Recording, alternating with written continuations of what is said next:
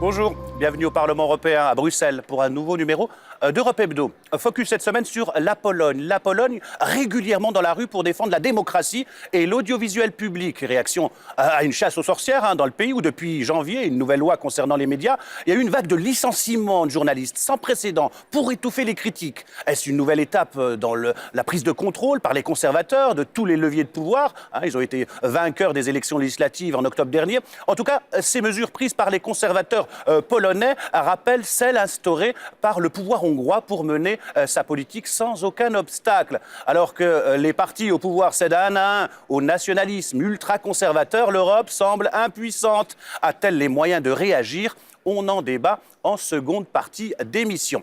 Should I stay or should I go? L'actualité, c'est aussi cet accord qui permet d'éloigner pour un moment la perspective d'une sortie de la Grande-Bretagne de l'Union européenne. 30 heures de négociations et un accord dégagé à Bruxelles le week-end dernier. David Cameron est reparti chez lui avec le statut spécial et les garanties qu'il réclamait. À Londres, le Premier ministre britannique a annoncé la tenue d'un référendum le 23 juin sur le maintien de la Grande-Bretagne dans l'Union. D'ici là, il va tenter de convaincre ses compatriotes de rester parmi les 28. Avant de débattre avec mes invités, la députée européenne et ancien commissaire Viviane Reding, Yannick Jadot, député européen écologiste et le correspondant de Libération à Bruxelles, Jean Quatremer, avant de débattre, on va revenir sur les termes de cet accord qui permet d'éviter pour un moment un Brexit, la sortie de la Grande-Bretagne de l'Union européenne. Olivier Boulinck.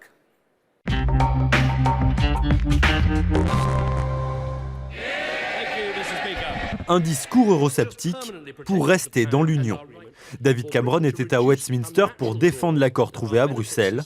Le message est clair, pour lui l'Europe est un marché, rien de plus.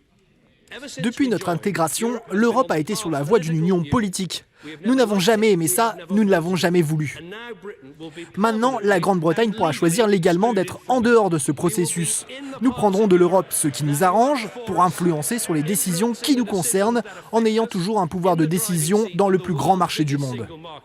Le Premier ministre a eu ce qu'il voulait, un statut spécifique pour le Royaume-Uni au sein de l'Union européenne. David Cameron se targue notamment d'avoir obtenu de nouvelles restrictions sur l'accès à certaines aides sociales pour les ressortissants des pays de l'UE vivant au Royaume-Uni. Autre succès pour le Premier ministre, une plus grande protection du centre financier de la City. Au 10 Downing Street, ce sont les membres du gouvernement qu'il a fallu convaincre, un appel à la raison. Je pense que nous serions plus en sécurité dans une Europe réformée pour continuer de travailler avec nos partenaires européens pour lutter contre le terrorisme. Être leader d'un des plus grands ensembles du monde nous rendra plus forts.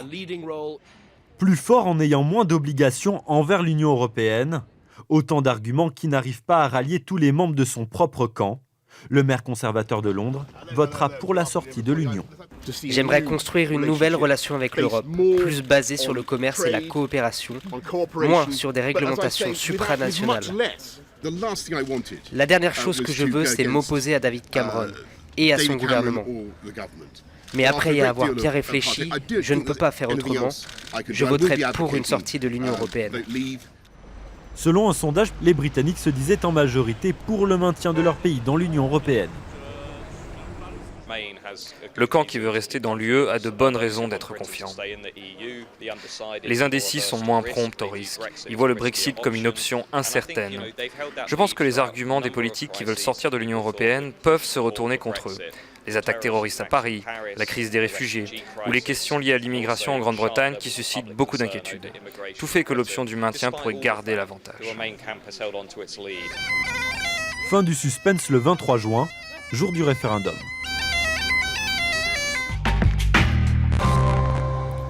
Voilà, reportage d'Olivier Boulinck. Nous ont rejoint sur ce plateau Viviane Reding. Bonjour. Vous êtes députée européenne du Luxembourg, membre du groupe PPE, qui représente la droite ici au Parlement européen. Vous étiez il n'y a pas si longtemps commissaire européenne, chargée des droits de l'homme et vice-présidente de la Commission européenne. Merci d'avoir accepté notre invitation. Yannick Jadot, bonjour. Bonjour. Vous êtes député européen, français, écologiste. Vous disiez il n'y a pas longtemps, je ne suis pas pour garder la Grande-Bretagne à tout prix, que David Cameron prenne ses responsabilités. Enfin, Jean Quatremer, qu'on ne présente plus ici à Europe Hebdo, vous êtes un peu notre boussole. Bonjour, vous êtes surtout correspondant du journal Libération à Bruxelles. Voilà, référendum le 23 juin. David Cameron a 4 mois pour convaincre ses compatriotes de rester dans l'Union européenne. Il est sorti gagnant de cette épreuve de force avec Bruxelles, Viviane Reding. Je ne pense pas. Je pense que c'est l'Europe qui est sortie perdante. Et on a réussi maintenant pendant des années à faire sans la Grande-Bretagne parce qu'elle ne participe à aucune des politiques fortes à part celle du marché. Alors on pourrait très bien faire sans elle. Et j'attends le moment véritablement où ils sortent et nous laissent continuer sur la voie que nous avons choisie ensemble sans la Grande-Bretagne. Qui a gagné? David Cameron, l'Europe? Les extrêmes droites, les cyniques, les tacticiens ont gagné, parce qu'au fond, tout ça, c'est un pari tactique pour Cameron, pour rester au pouvoir. Il se fout royalement de l'avenir de la Grande-Bretagne et de l'Europe. Il est totalement cynique quand il dit « je déteste Bruxelles » et quand il dit dans votre reportage « l'Europe, c'est simplement ce que j'en veux ».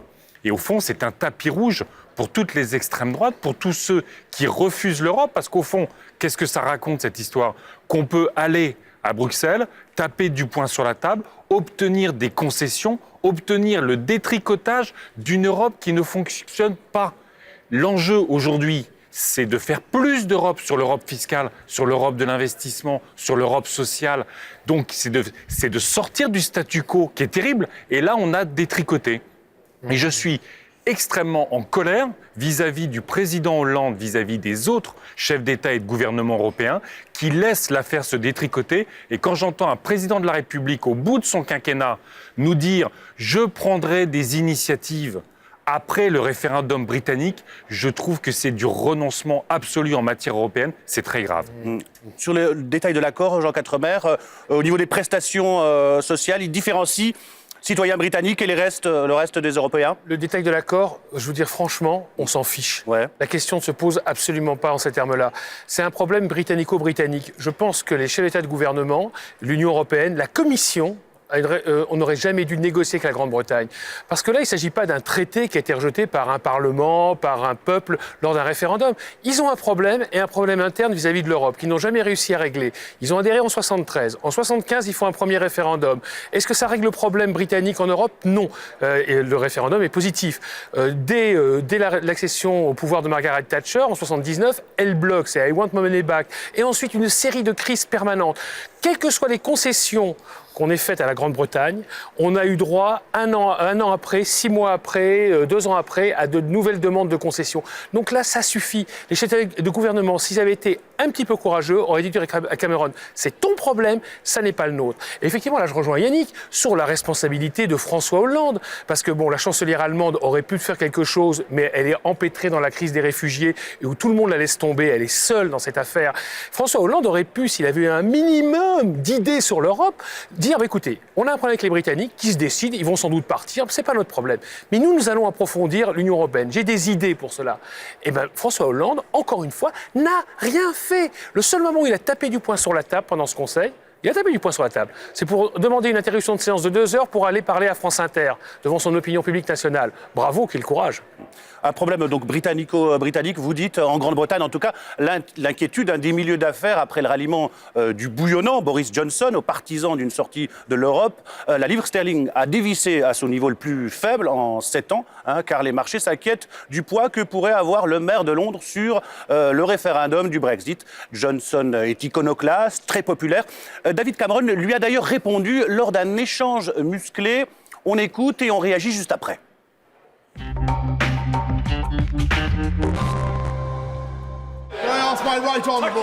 Puis-je demander à mon cher ami le Premier ministre d'expliquer au Parlement et au pays en quoi cet accord nous rend la souveraineté dans le domaine de la fabrication de la loi, ici, dans cette Assemblée.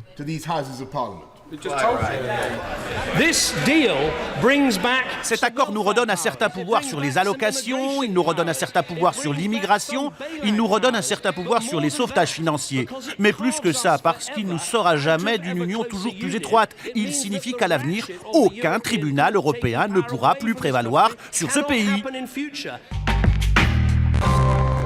Voilà, échange musclé au sein même du Parti conservateur. On est divisé. C'est pas gagné pour le référendum. Ce n'est pas gagné, mais Johnson espère gagner la présidence du gouvernement.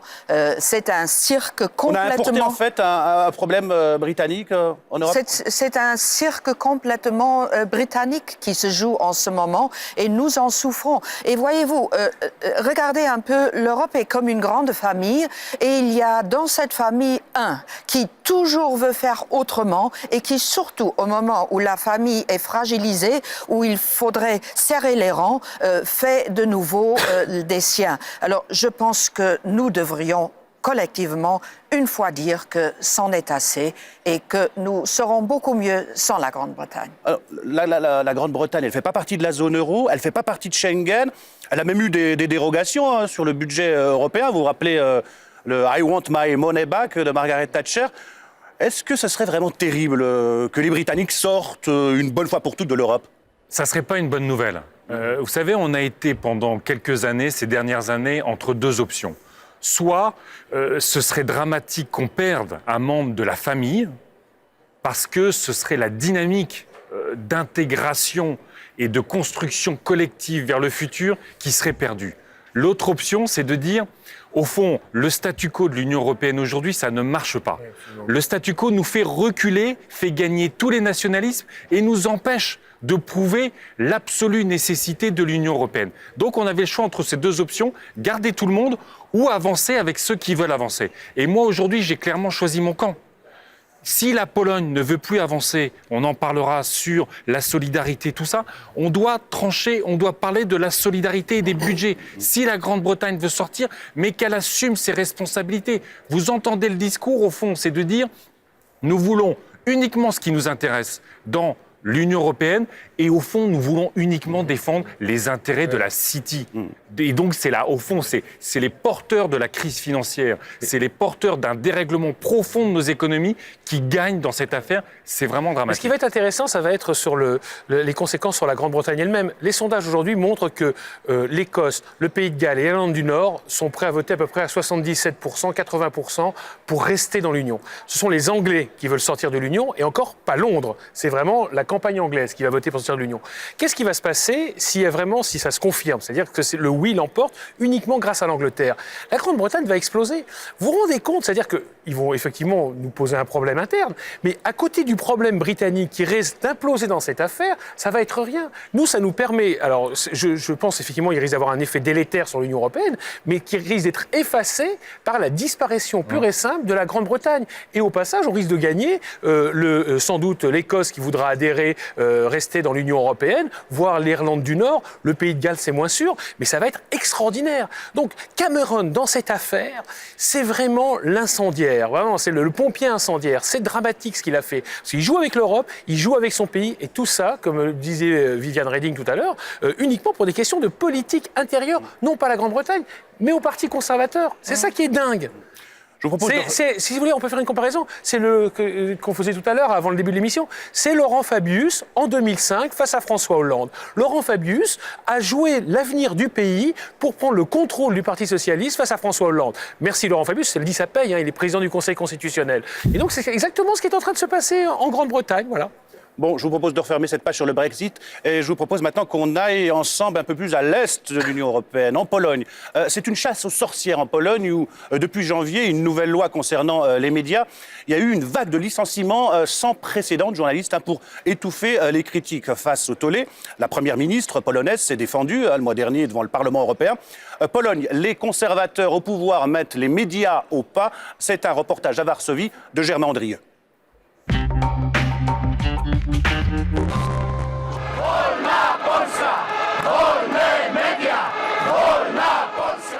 La Pologne dans la rue pour défendre la démocratie et l'audiovisuel public. Votée la nuit du 31 décembre et promulguée tout début janvier, une nouvelle loi a déjà permis de remplacer les dirigeants de la télé publique polonaise et plusieurs journalistes ont été remerciés. Désormais, c'est le ministère des Finances qui nomme directement les dirigeants des médias publics. Leur contrat est plus précaire, ils peuvent être envoyés à tout moment. Tous ceux qui ne sont pas nationalistes, catholiques ou traditionnalistes n'auront plus la possibilité d'exprimer leur opinion. Cela ne me plaît pas du tout. J'espère que l'Europe va continuer de faire pression sur la Pologne, qu'elle ne décevra pas les Polonais comme elle a déçu les Hongrois, qui n'arrivent pas à s'arracher à la quasi-dictature dans laquelle ils sont. Je compte sur l'Europe pour ne pas nous laisser tomber. L'Europe s'inquiète et demande des comptes. Une procédure d'enquête sur la sauvegarde de la démocratie est enclenchée. Alors la liberté d'expression est-elle en train de disparaître en Pologne ?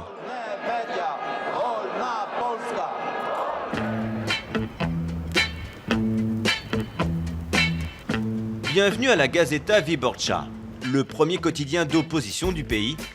Ce soir, le débat sur la démocratie et la liberté d'expression fait salle comble. Les invités, les journalistes et les patrons de presse fraîchement débarqués. C'est surtout les programmes d'information qui ont beaucoup changé. Dans ces rendez-vous clés de l'info, ils ont immédiatement changé les personnes. Tous les directeurs des programmes qui étaient opposés au nouveau régime et d'autres, comme moi, qui ont préféré démissionner. À partir de mars, il y aura peut-être de nouveaux programmes culturels sur le théâtre ou le cinéma, mais là, il faut encore attendre. Face à eux, plusieurs générations et des militants pro-démocratie. Ces journalistes restent très populaires, comme cet ancien présentateur du journal télévisé. Je viens vous remercier au nom de toute ma famille. Moi, vous savez, j'ai vécu beaucoup de choses. J'ai 73 ans. Je ne peux pas vous en dire plus, je suis ému, mais je vous félicite. Face au risque de censure, il existe encore plusieurs garanties avec 2 chaînes d'information privées et surtout Internet et les réseaux sociaux. Du côté de la télé publique, le regard est bien sûr tout à fait différent. Magdalena vient d'être nommée à un poste de direction, mais elle refuse toute étiquette politique. En Pologne, cette chasse aux sorcières n'a rien de nouveau. Quand il y avait le PO qui est arrivé au pouvoir, oui, il y a 8 ans, ils ont tout fait pour prendre la télévision, la radio publique, et ils ont nettoyé les gens qui travaillaient, qui étaient, disons, du parti de l'opposition. Je suis très inquiète par ce qui se passe dans l'Union européenne, parce que l'Union européenne a été très mal informée. Ils ont pris le parti d'un seul parti. Pas de dictature, mais des inquiétudes et une procédure de sauvegarde de l'état de droit lancée par l'Europe. Une procédure rare mise en place en 2014 pour la Hongrie de Viktor Orban. Vous savez, ici, la situation est tout à fait différente avec la Hongrie et la Russie, où l'opposition est très faible. En Pologne, l'opposition est bien structurée et solide face au gouvernement. Elle est soutenue par l'opinion publique. Elle a presque les mêmes forces que le parti au pouvoir, donc c'est tout à fait différent. Mais en même temps, c'est une situation très conflictuelle. Le PiS, le parti gouvernemental Droit et Justice, s'appuie sur le soutien de la population lors des dernières élections et réclame la souveraineté du pays. Mais une nouvelle loi sur les médias, plus ample et plus radicale, est déjà prévue pour le printemps prochain.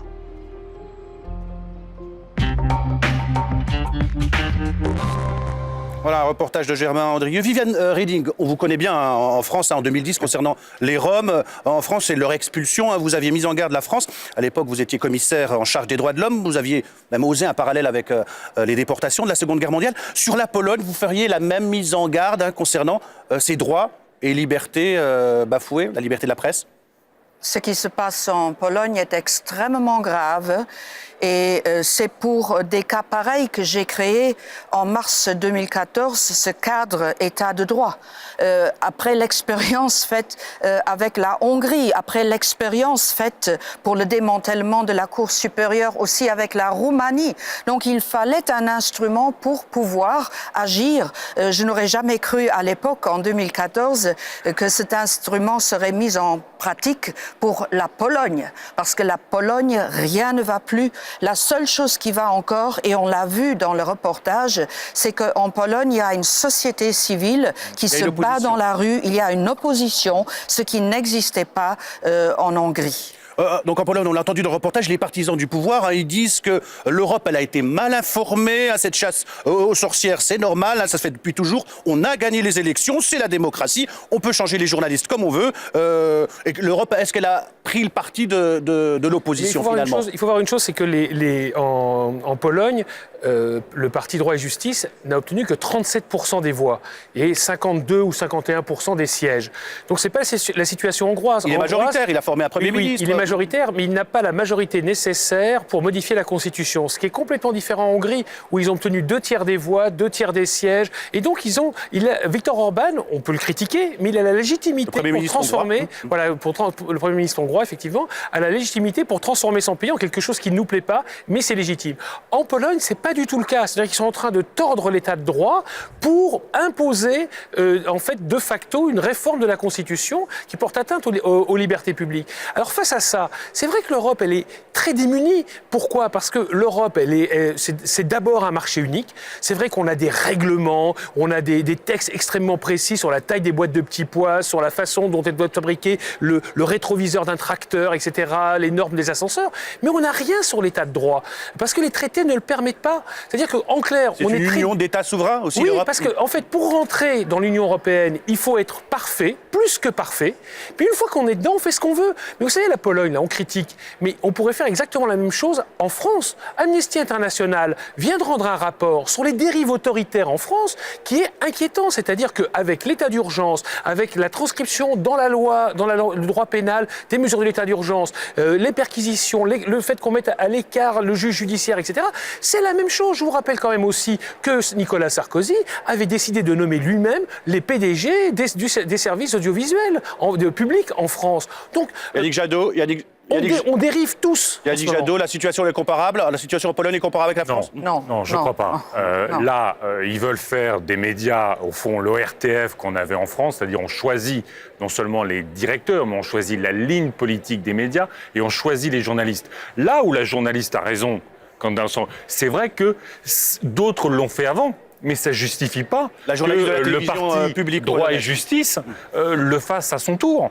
Ils sont en train de transformer le tribunal constitutionnel pour faire en sorte qu'au fond, le tribunal constitutionnel ne puisse plus s'opposer à une quelconque loi qui viendrait en infraction de la Constitution polonaise. Donc là, il y a effectivement une dérive autoritaire, une dérive antidémocratique.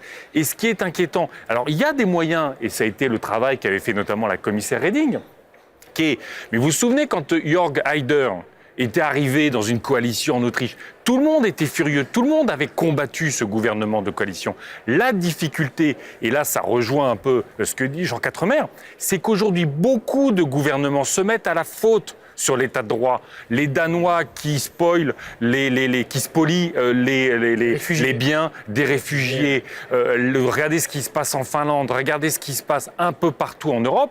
Et qu'au fond, on a une coalition de gouvernements qui disent « je ne vais pas taper sur les Polonais parce que je ne suis pas capable de savoir ce que je vais faire demain qui va être contraire aux libertés publiques et à l'état de droit ». Donc c'est ce... Yannick, je voudrais juste interrompre parce que quand même en France... Imaginons qu'en France... Non, mais je combats l'état d'urgence, l'absence de judiciarisation. Regardez, François Hollande vient de décider de nommer son ministre des Affaires étrangères président du Conseil constitutionnel. Et le Parlement n'a aucun moyen de s'y opposer. Il faut que 2/3 des députés votent contre. C'est-à-dire, en clair, ça n'arrivera jamais. À la Pologne, voilà. Donc, on nomme ses amis et ses copains pour contrôler la loi constitutionnelle. Vous parlez des médias. Mais moi, je vais vous dire, regardez ce qui se passe en France. C'est pas le public, mais dans le privé. Qu'est-ce que fait Bolloré, par exemple, sur Canal+. C'est la même chose. Alors effectivement, c'est pas l'État. Donc les dérives sont générales. À la Pologne, on a l'impression que les peuples de l'Union européenne semblent tentés par les régimes autoritaires, hein, comme le montrent la Hongrie, la Pologne, la Slovaquie. Mais c'est toujours le même système. Il y a un gouvernement qui ne satisfait pas, on vote un gouvernement extrême et ce gouvernement extrême prend des mesures autoritaires. Et ça commence toujours, mais à chaque fois ça commence par la justice. Le tribunal constitutionnel, il est mis hors usage. Ça s'est passé en Roumanie sous les socialistes, ça s'est passé sous un gouvernement de droite en Hongrie, ça se passe passe sous un gouvernement de droite maintenant en Pologne. Et puis, la même chose, le ministre de la Justice devient en même temps procureur. Vous imaginez ça? La séparation des droits, c'est pas possible. Les juges doivent démontrer qu'ils n'ont pas eu pendant 5 ans une affiliation à un autre parti que celui au pouvoir. C'est-à-dire, ça dérègle tout ce que nous avons comme règles de justice, règles de déontologie, règles de droit commun. On a aussi l'impression qu'il y a une certaine arrogance chez beaucoup de pays d'Europe centrale qui, d'un côté, se permettent de critiquer les règles, le fonctionnement de l'Europe, ses valeurs, la liberté de la presse, mais de l'autre côté, ils sont bien contents de recevoir l'aide financière de l'Europe. L'Europe, c'est quoi? Une machine à cash. Les 2 plus grands bénéficiaires de ces fonds européens, des fonds structurels, sont la Pologne et la Hongrie, avec respectivement 86 milliards pour la Pologne et 25 milliards pour la Hongrie, alors que ces dirigeants sont eurosceptiques. C'est normal? C'est 4% de leur PIB. Alors les choses sont en train de changer. Et ça, c'est aussi très inquiétant, aussi inquiétant que le Brexit.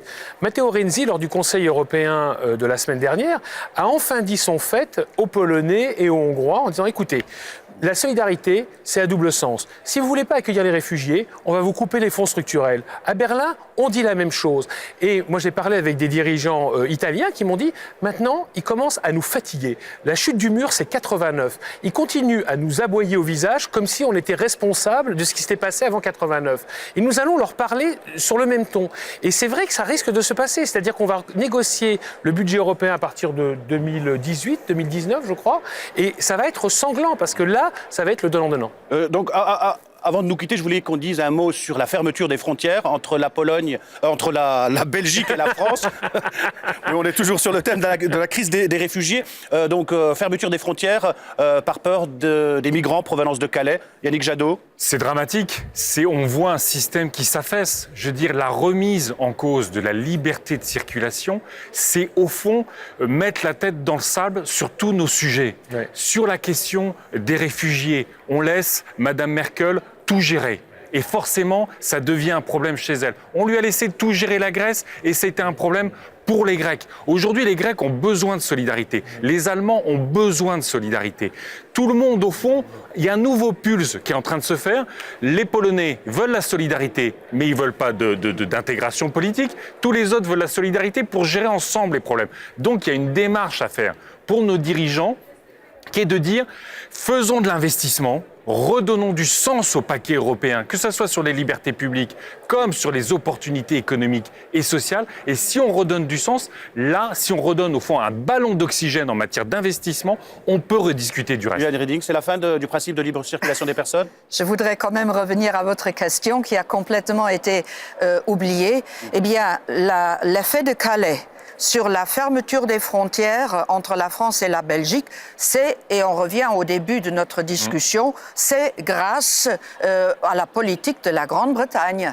Parce que là aussi, on voit qu'il n'y a pas de solidarité. Or, une famille sans solidarité, ça ne peut pas fonctionner. Ils doivent faire quoi, les Anglais, selon vous? Mais les Anglais doivent prendre sur eux la partie des réfugiés. Ils ne font pas partie de Schengen, ils ne font pas partie de la charte sociale, ils ne font pas partie de la charte des droits fondamentaux, ils font partie de rien. La frontière britannique, c'est en Grande-Bretagne. Voilà. C'est pas à Calais. C'est pas à Calais. Et c'est pas à Calais. Ce sera de Viviane Reding, Yannick Jadot, Jean Quatremer. Merci d'avoir accepté notre invitation. C'est la fin d'Europe Hebdo. Merci de nous avoir suivis. Merci à toute l'équipe technique du Parlement européen ici à Bruxelles avec Pascal Simard à la réalisation. On n'en parle pas souvent. Ils sont derrière la caméra, mais ils font un vrai bon travail. Merci à eux. La semaine prochaine, vous retrouvez Nora Hamadi à cette même place. D'ici là, restez avec nous sur les chaînes parlementaires. Bye bye.